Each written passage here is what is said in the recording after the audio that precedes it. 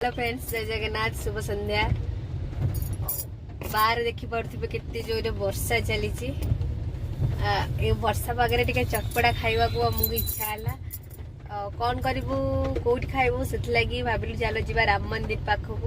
अच्छा, मुझे देखी राम मंदिर पाखे श्रीराम टिफिन सेंटर गोटे अच्छी सेठी बहुत स्पेशली सेठी सिंगड़ा डालमा आउ दहीबरा फेमस।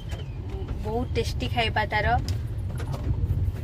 कम मूल्य रे भी सेठी आपण खाई परिबे। गोटे समोसा जहाँ भी खातु, समोसा खातु, बरा खातु, चप खातु, सब गोटे गोटे पीस 10 टंका।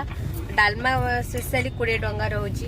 गोटे खाइले पूरा पेट फुल। गोटे सिंगड़ा खातु, जहाँ भी खातु, डालमा सहित खाइबे पूरा पेट फुल। चलतु जीवा देखिबा नजारा सेठी।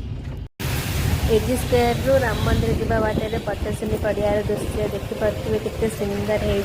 लाइटिंग व्यू बहुत सुंदर देखा जाउछि। पाग तो वर्षा पाग देछि। वर्षा पागरे संध्या टाइम रो दृश्य बहुत मनोरम, बहुत सुंदर। आमे एबे चलचु राम मंदिर पाखरे थिबा श्रीराम टिफिन सेंटर को खाइबा पई। वर्षा पाग रास्ता पूरा खाली। वर्षा तो बहुत जोर से होची, आपण मन देखि भी पारुथिबे। वर्षा पाखे बुलबार मजा किसी निरा। पाखापाखि आम ए पहुँची सारूनी। चलते आम देखेबी तुमको सेठी। एबे आम राम मंदिर क्रॉस करुचु। देखिपे संध्या समय राम मंदिर दृश्य बहुत सुंदर। गाड़ी एबे आम पार्किंग करी आम ए चलु श्रीराम टिफिन सेंटर को। चलते सेठी कौन कौन सब अच्छी मुझे आपण मानक देखेबी। बहुत कम मूल्य रे बहुत शांति रे खाई आसबे। राम मंदिर ठीक साइड रे कि अच्छी देखो ये राम मंदिर ठीक तो साइड रे टिफिन सेंटर अच्छी।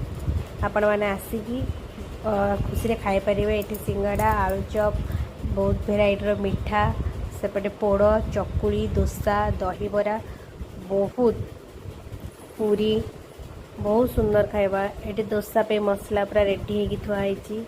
एपटे बैटर भी रेडी बना प्रस्तुत चलो। देखिपे ये बिरी बटा हो सुंदर। भल सिस्टम भी अच्छी। सेपटे खाई सिस्टम अच्छी। प्लेट पकईकि हाथ धोईकी पेट पूरे शांति रे खाई आसीपर। मगेलु चप गोटे, सिंगड़ा गोटे, डालमा गोटे, बहुत शांति बहुत टेस्टी खाइबा थिला। आपण मैंने मो चैनल को सब्सक्राइब करूँ, वीडियो को लाइक करूँ, बेल आइकन ऊपर क्लिक करूँ, जहाँद्वारा कि मो न्यू अपडेट भी आपको आसीज। Thank you.